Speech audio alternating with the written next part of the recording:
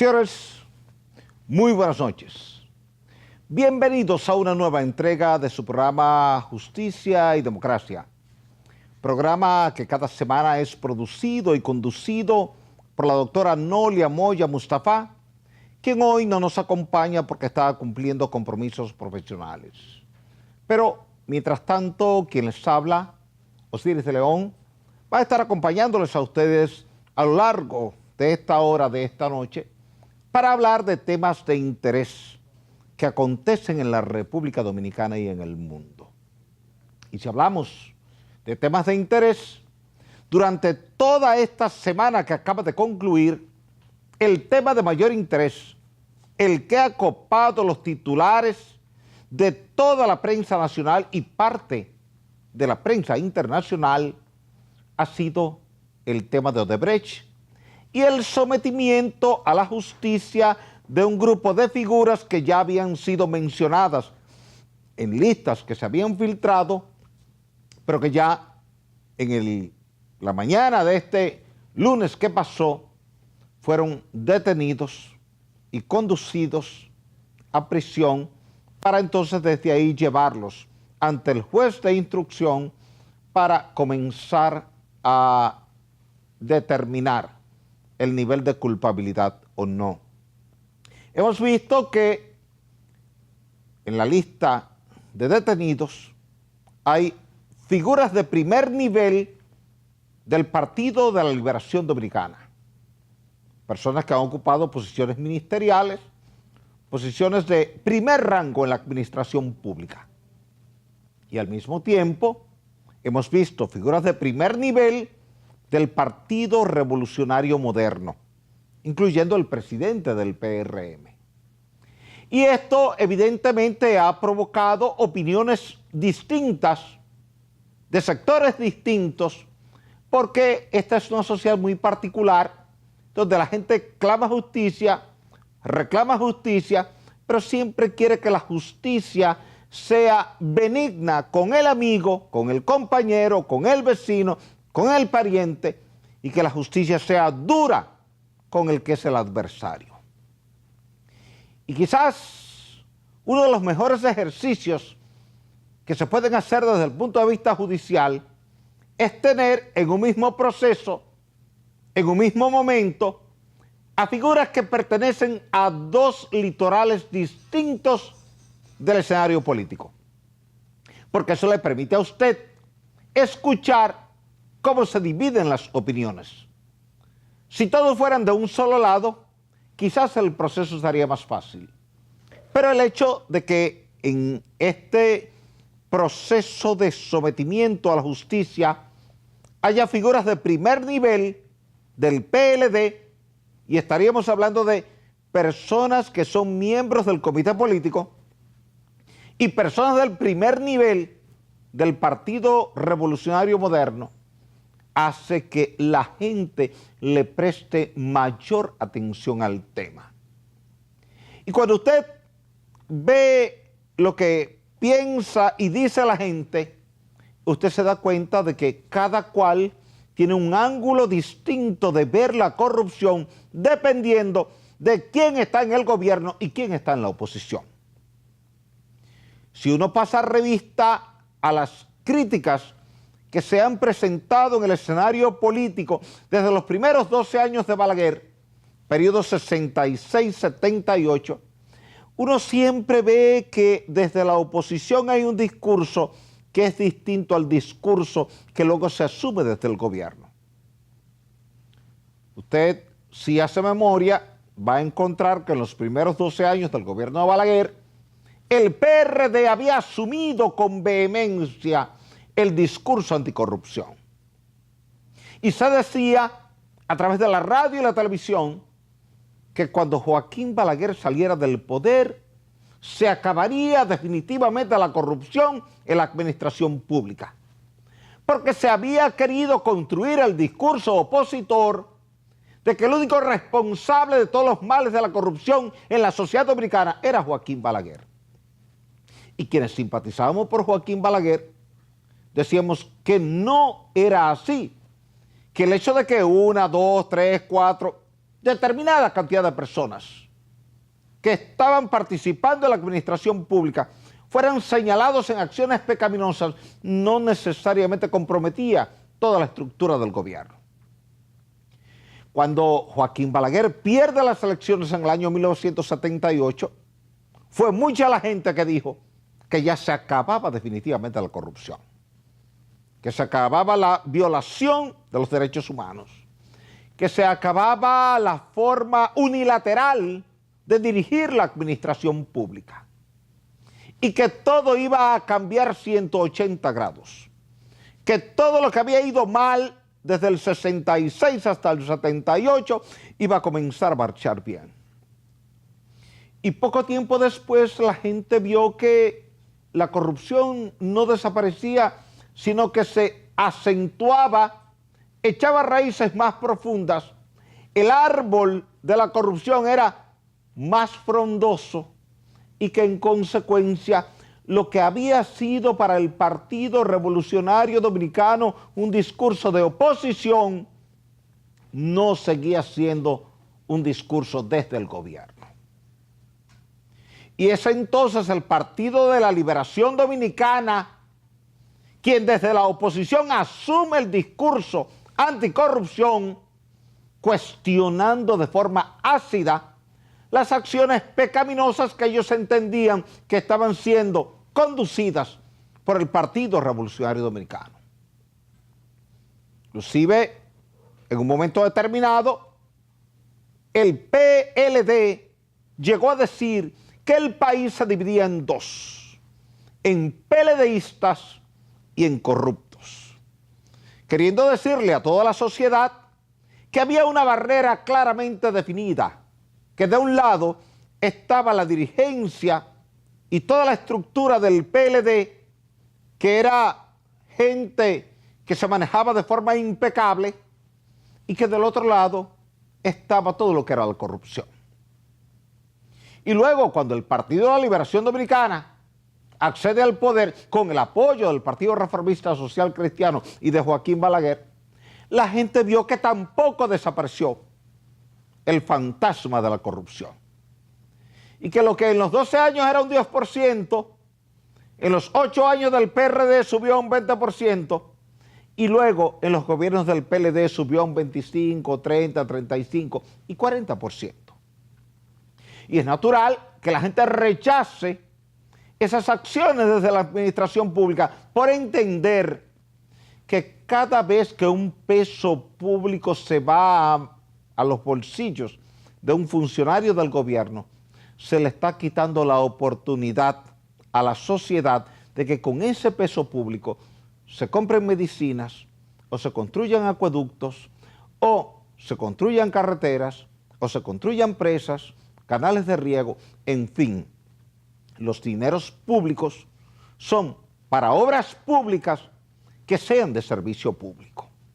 Entonces, si usted pasa revista a la administración pública en la República Dominicana, desde el año 1966 hasta el presente, va a encontrar que la curva de la corrupción ha sido creciente.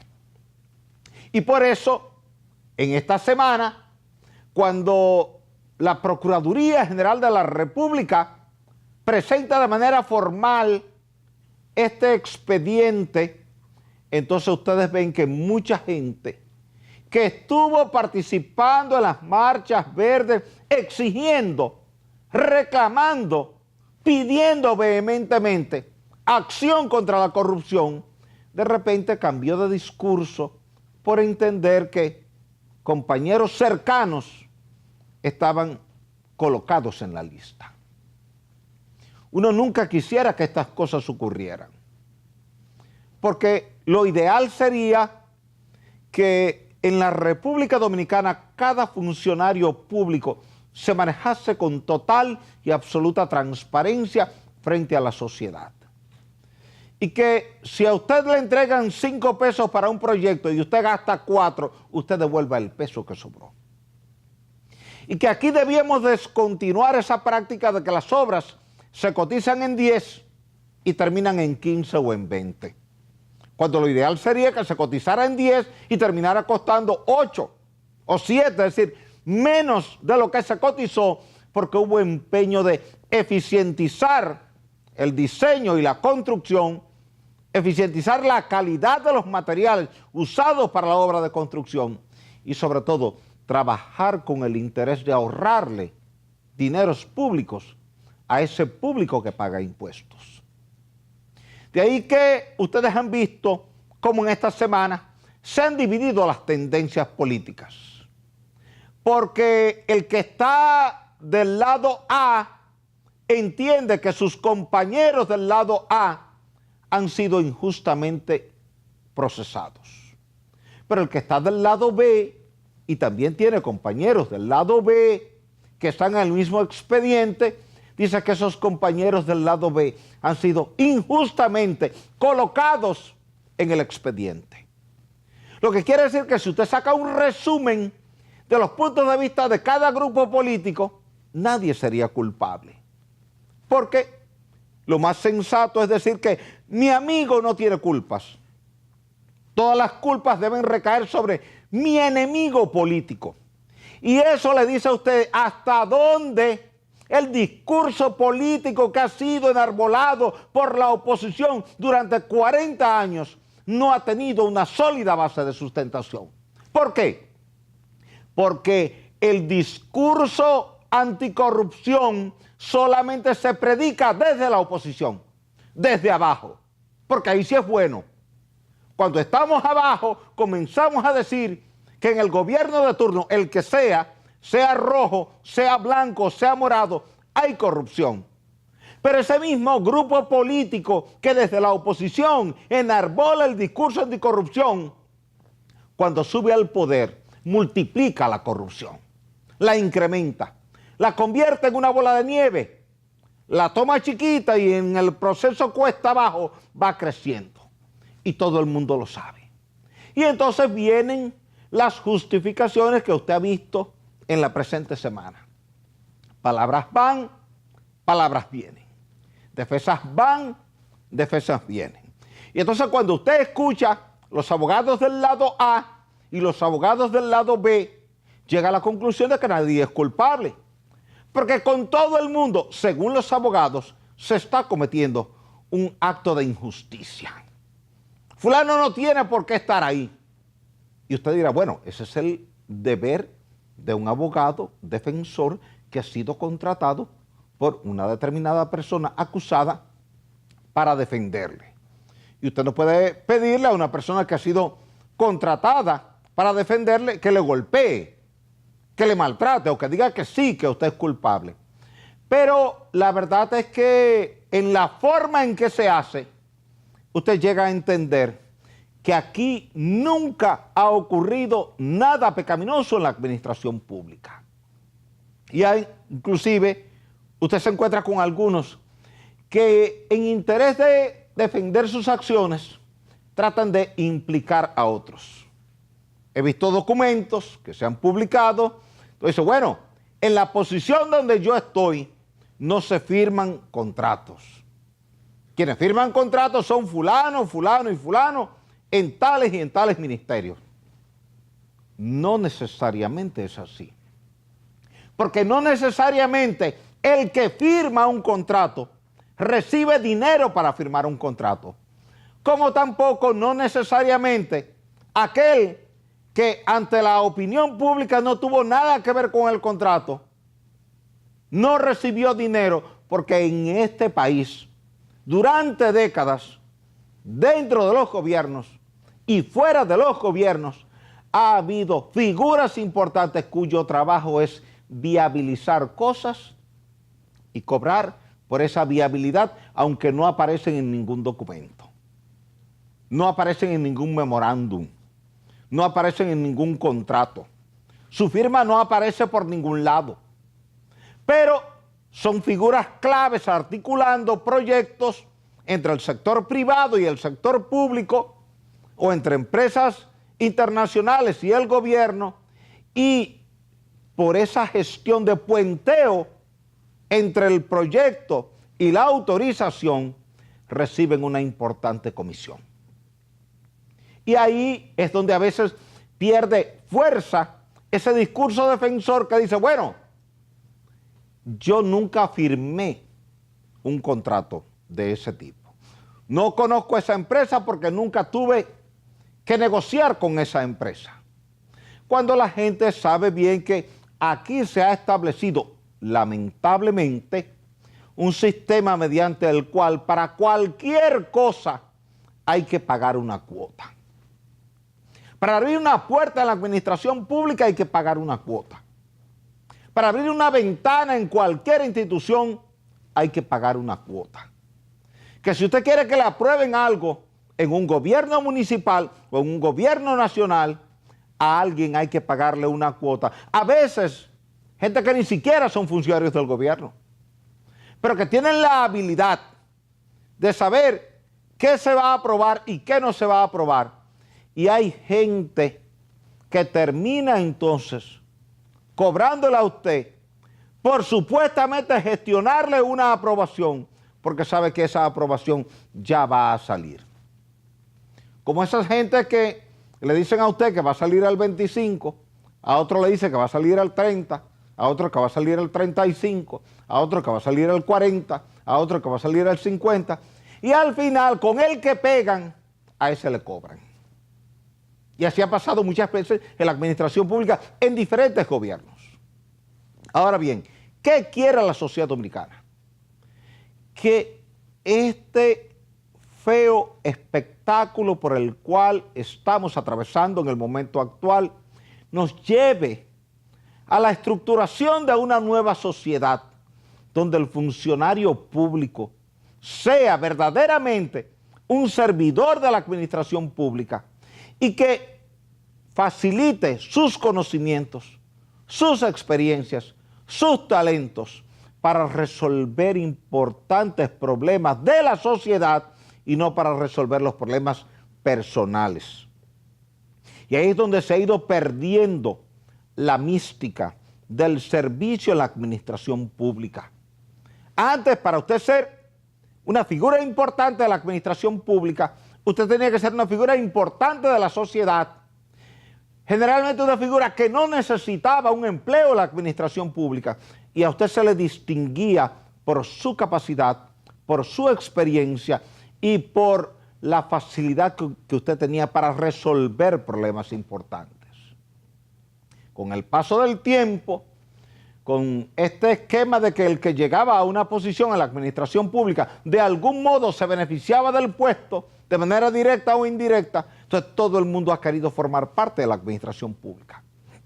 Y llegó un momento en que ya era prácticamente una metodología aceptada en la administración pública, de que para que se aprobara un determinado proyecto en un gobierno nacional o en un gobierno municipal, había que pagar.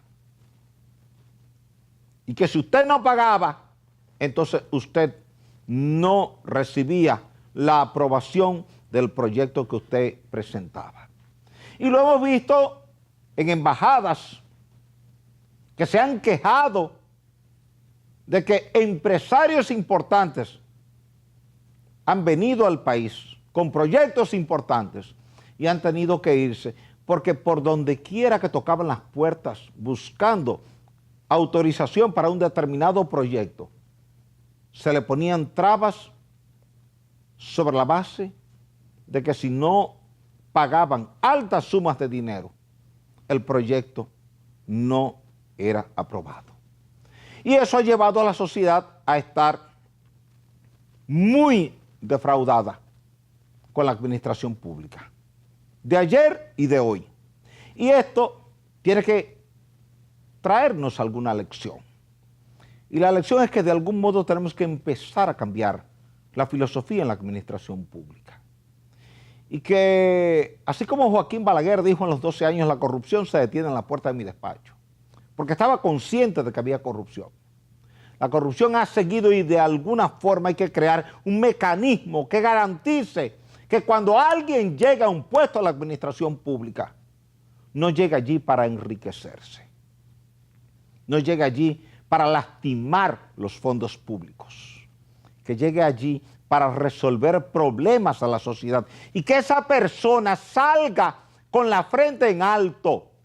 Porque si hay algo que uno ha dicho de manera pública todo el tiempo, es que cuando usted recibe una gratificación por firmar un proyecto, por autorizar un proyecto o por viabilizar un proyecto, el que lo dice a la larga no es usted, sino el que se lo dio. Y eso es lo que está pasando ahora con este expediente. Porque al parecer hubo gente que recibió dinero, pero quien estaba dando el dinero tenía que dar cuentas más arriba de cómo había distribuido el dinero. Entonces, cuando Estados Unidos desarrolla una investigación con el tema, Brasil desarrolla una investigación con el tema, República Dominicana desarrolla una investigación con el tema, nos encontramos con que hay gente que ha dicho, bueno, sí, mire, para que se nos aprobara este proyecto, le dimos a A, a B, a C. Pero ahora ocurre que todo el mundo dice, no, yo no he recibido absolutamente nada. Esto implica que el expediente se va a extender mucho tiempo en los tribunales, pero se va a extender de tamaño. Porque así como ustedes han visto algunas confrontaciones esta semana de importantes líderes del Partido de la Liberación Dominicana que ya están en un cruce de palabras.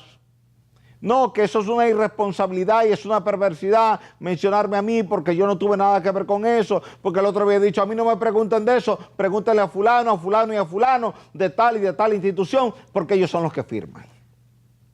Así seguirá todo este proceso, porque cada vez que el juez esté preguntando a cada uno de los inculpados cómo fue y por qué fue, ustedes van a ver que irán saliendo más nombres, más instituciones, y esto luce que va a ir para largo. Va a ir para largo. Del mismo modo que aquí habrá que hacer muchas modificaciones en el expediente originalmente instrumentado, porque en la presente semana salieron a relucir muchos errores. Errores numéricos, errores de fecha, errores de enfoque, se menciona una cosa, la prensa lo interpreta de una forma y luego desde la Procuraduría General de la República se dice que no se refiere a eso, sino que se refiere a otra cosa. Lo que quiere decir que el expediente no fue redactado con la suficiente claridad para que todo el mundo entendiera exactamente lo mismo.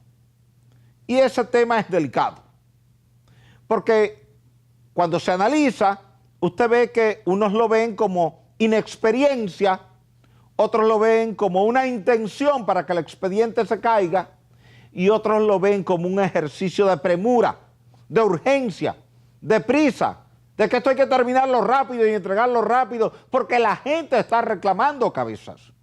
Y la justicia tiene que actuar con la debida frialdad, con la debida calma. La justicia no se puede dejar presionar ni por la prensa, ni por las redes sociales, ni por el fundamentalismo político. Y aquí hay de todo en esto. Aquí hay fundamentalismo político del lado del PLD y hay fundamentalismo político del lado del PRM. Pero también hay fundamentalismo político de parte de un sector de oposición que ni está con el PRM, ni está con el PRD, ni está con el Partido Reformista y que quisiera aprovechar la coyuntura para ganarse un espacio a lo interno del escenario político dominicano. Y hay que tener cuidado con el discurso que levanta cada cual, porque así como hay discursos que son válidos, que son sinceros, que son objetivos, que andan buscando la transparencia en la administración pública, hay otros sectores que buscan pescar en río revuelto. Y que si descalifico al sector A, descalifico al sector B, descalifico al sector C, bueno, quedamos solamente nosotros como opción.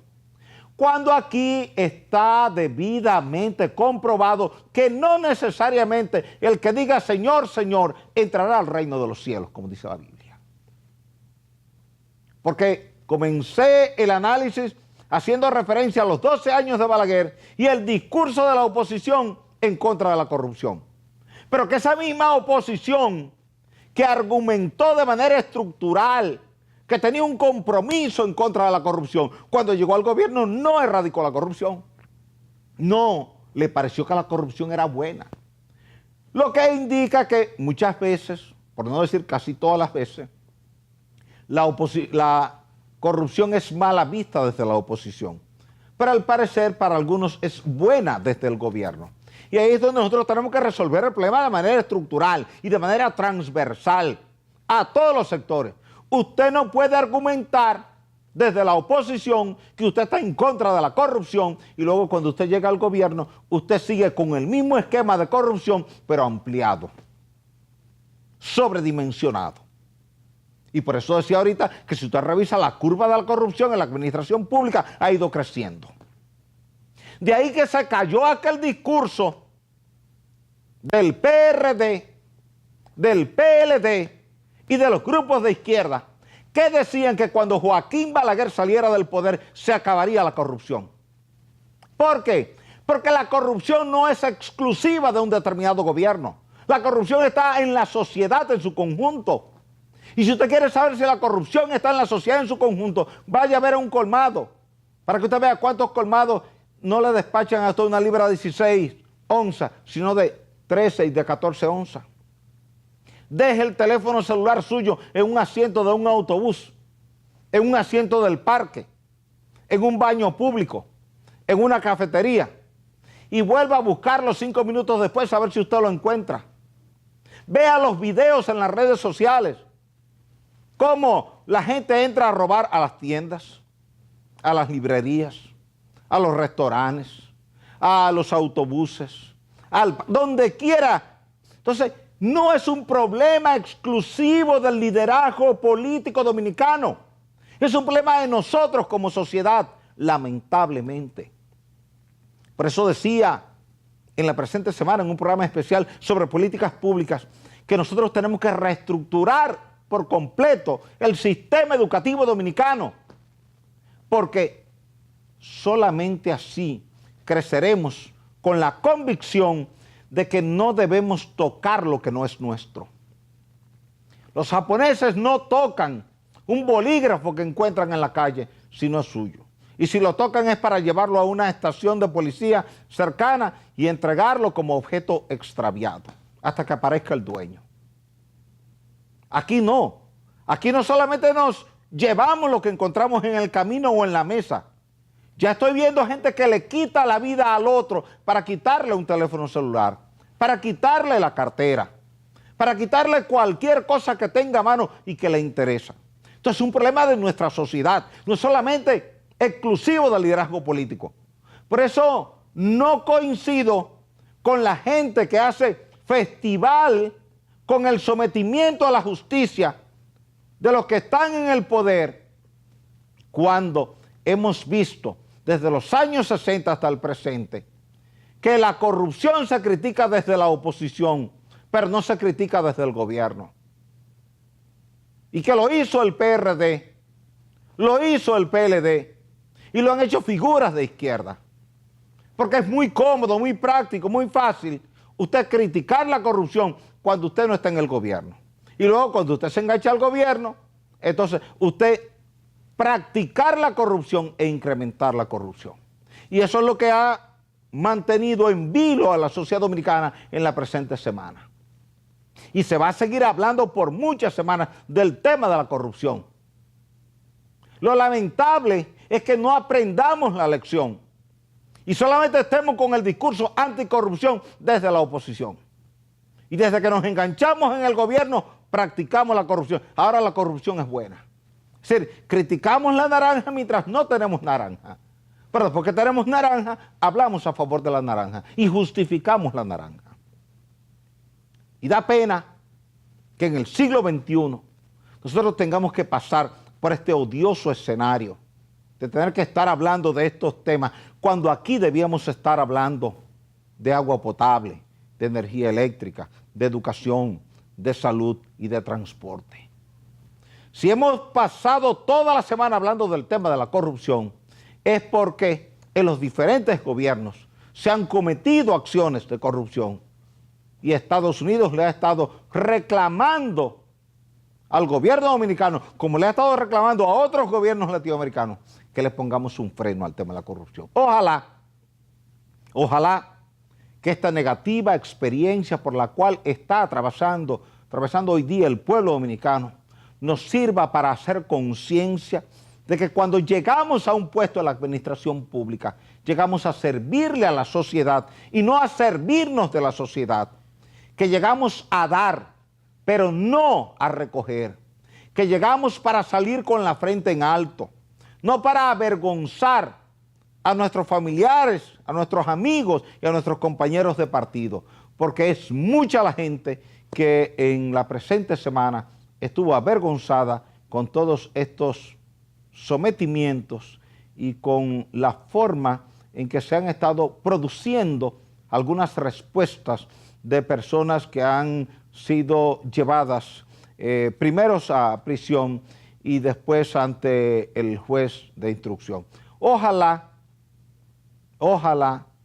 que en lo adelante el liderazgo político dominicano entienda que a la administración pública se llega a servirle a todo el público con la mayor eficiencia y transparencia posible y que a partir de ahora todo el mundo entienda que va a estar en la administración pública en una casa de cristal y que desde la calle la gente va a estar observando con una lupa cada detalle que tenga que ver con contratación de obras, con administración de fondos públicos, con la compra de bienes y servicios, porque aquí hay que erradicar de una vez y por todas el bendito negocio de que el que está en un puesto público es para beneficiarse él, su familia, su partido y sus amigos.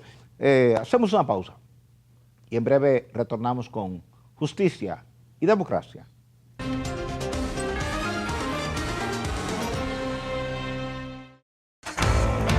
Crece tus ahorros y gana una jipeta Kia Sportage. Crece tus ahorros y con miles de pesos te premiamos. Por cada 500 pesos de incremento en el balance promedio mensual en tus cuentas de ahorro Banreservas, generas un boleto electrónico con el que participas para ganar 30 premios de 25,000 pesos. Y el premio final, una jipeta Kia Sportage del año. Las cuentas de ahorro más y ahorro en dólares generan el doble de boletos. Busca más detalles en la prensa. Banreservas, el banco de los dominicanos.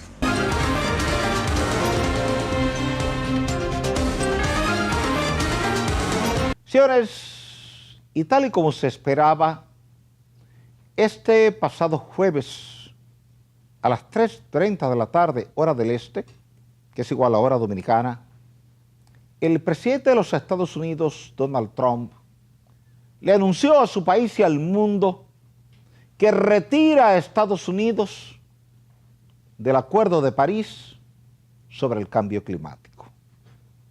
Y esto ha sido un balde de agua fría para todo el liderazgo político mundial, porque en la Cumbre de París, celebrada en diciembre del año 2015, se reunieron todos los presidentes y jefes de Estado durante muchos días para discutir políticas públicas en materia del cambio climático y medio ambiente. Y se acordó que los principales países emisores de gases de efecto invernadero, dióxido de carbono, dióxido de azufre, óxido nitroso, metano, se comprometían a reducir las emisiones de estos gases para controlar el incremento de temperatura que ya al día de hoy es del orden de 1.2 grados Celsius. Y que en la medida en que siga incrementando el cambio climático, tendremos daños al medio ambiente, daños a la salud de la gente, más largas sequías, luego posteriores periodos de inundaciones, y lo hemos visto aquí en República Dominicana porque en diciembre del año 2016 llovió torrencialmente en todo el bloque septentrional dominicano. Samaná, Sánchez, Las Terrenas, Nagua, Río San Juan, Gaspar Hernández, Sosúa, Cabarete, Puerto Plata, Luperón, La Isabela, Montecristi. Pero bajaba hacia el Valle del Cibao, hacia la zona de la línea noroeste, Valverde Mao, Navarrete, Santiago, Moca, Licey, Salcedo, Tenares, San Francisco de Macorís, Castillo, Pimentel, Villarriba, Arenoso. Y eso se extendía por ahí a Cotuí, Bonao, La Vega. Y el presidente de la República Dominicana tuvo que emitir 3 decretos distintos, declarando a 15 provincias distintas en estado de emergencia. Y los daños estimados en puentes, en carreteras, en taludes y en viviendas fueron del orden de los 26.000 millones de pesos. Tanto así que en la pasada semana el gobierno decidió emitir el decreto 176-17, mediante el cual traspasa la Oficina Nacional de Meteorología al Ministerio de Obras Públicas y Comunicaciones para poder eficientizar la ONAMED. Quiere decir que, trabajando más de cerca, Obras Públicas y la ONAMED, entonces Obras Públicas podría tener planes de prevención para cuidar carreteras y puentes con mayor antelación, y eso entonces evitar que se nos dañen tantos puentes, tantas carreteras, tengamos tantos derrumbes y en consecuencia los impactos económicos y sociales sean menores. Pero lo cierto es que nosotros estamos frente a un cambio climático que nadie en la comunidad científica internacional lo niega. Pero uno no entiende cómo el presidente de Estados Unidos, Donald Trump, en un extenso discurso, dice que Estados Unidos tiene que salir de ese acuerdo de París porque es perjudicial en el orden económico, en el orden industrial, en el orden energético, en el orden de empleo para la sociedad norteamericana. Inmediatamente hubo respuestas de Alemania, de Francia y de Italia que dijeron que Estados Unidos le estaba dando las espaldas al medio ambiente, le estaba dando las espaldas al futuro de la sociedad, pero que ellos, como países europeos comprometidos con la COP21, iban a seguir firmes en la reducción de los gases de efecto invernadero para garantizar una sociedad habitable en las décadas subsiguientes. Barack Obama, que se convirtió en su periodo de gobierno en los Estados Unidos en el líder de los países que propiciaban el Acuerdo de París y la reducción de gases de efecto invernadero, y que normalmente ha sido muy prudente después de salir del poder y no ha tratado de entrar en choques frontales con el presidente Donald Trump, inmediatamente emitió una declaración diciendo que Estados Unidos se está poniendo de espaldas al futuro de la nación. Y esto evidentemente va a traer efectos importantes, presentes y futuros. Porque si China es el principal país productor de gases de efecto invernadero, porque aporta el 25% del total, y Estados Unidos es el segundo, porque aporta el 18% de gases de efecto invernadero. Si ahora Estados Unidos se sale como ya se salió el pasado jueves, ¿quién impide que mañana China se salga también? Porque China diría, si Estados Unidos, que tiene más poder económico y tecnológico que yo, y que tiene más compromiso frente a la comunidad mundial que yo, se sale, yo puedo salirme también. Y esto podría producir un efecto dominó, donde muchos países que suscribieron el Acuerdo de París por la motivación directa que venía de Barack Obama, que llamaba a los líderes políticos mundiales y les decía, cuento con el apoyo suyo para que reduzcamos los gases de efecto invernadero.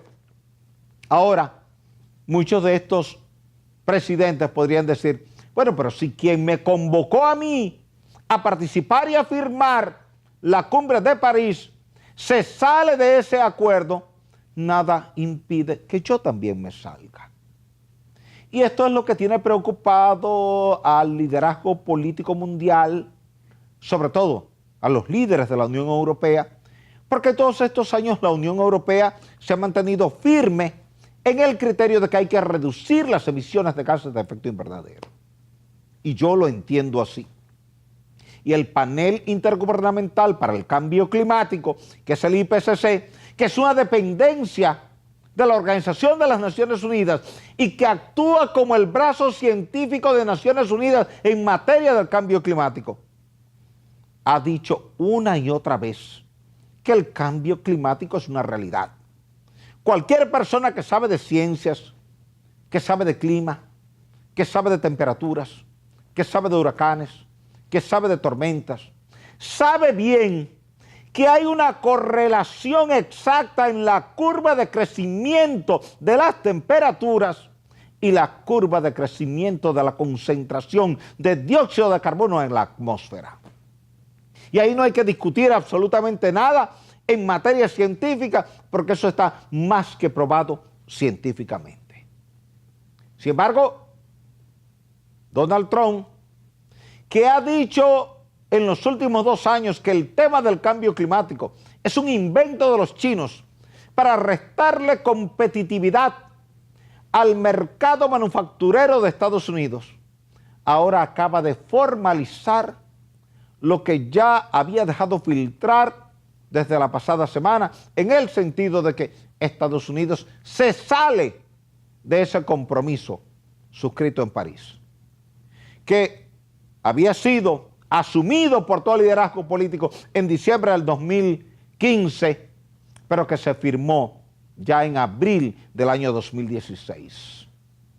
Y es una pena que ahora en junio del 2017 Estados Unidos le diga al mundo: no, yo me salgo de ese compromiso.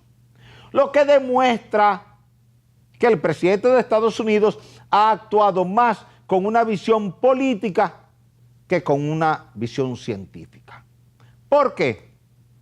Porque para nadie es un secreto que los republicanos siempre han argumentado de manera pública que el tema del cambio climático es un discurso demócrata.